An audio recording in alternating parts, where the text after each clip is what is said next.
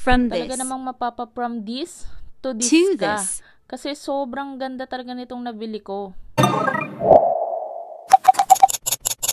Hello mga ate at kuya, and for today's video, ito naman yung isi-share ko sa inyo. So ito na ata ang isa sa mga pinakamahal at sa pinakamalaking binili ko ngayong January 2024. So ayun na nga mga ate at kuya, sabi ko sa asawa ko buuin na namin to. Sabi niya naman ako na lang daw ang magbukas. Paghiwa-hiwalayin ko na daw yung magkakamuka at magkakaparehas.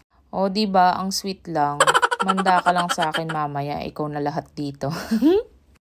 So, ayun na nga mga ate at kuya, meron siya ditong guidelines kung paano mo siya gagawin.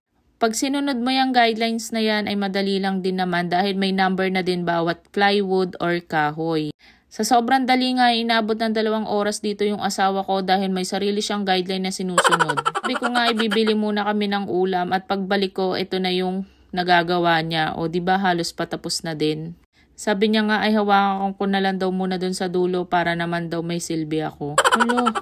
So ayun na nga mga ate at kuya, unti-unti na din nabubuo dito at na-excite na din ako. Iniisip ko na din kung ano yung mga ilalagay ko pa dito. Sobrang sarap lang din sa pakaramdam na kahit unti-unti nakakabili ka din ng mga gamit sa bahay.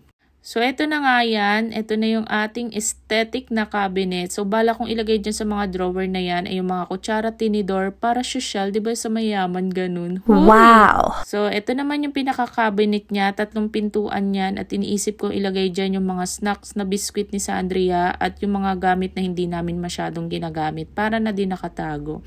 O, diba? Ayan na siya. O, kayo na ang humusga. Kayo na ang humusga. So, ayan, kung nag-iisip ka din na bumili ng cabinet or coffee table, perfect na perfect din to. Nandiyan lang yung ating link sa Yellow Basket. Yun lang. Thank you!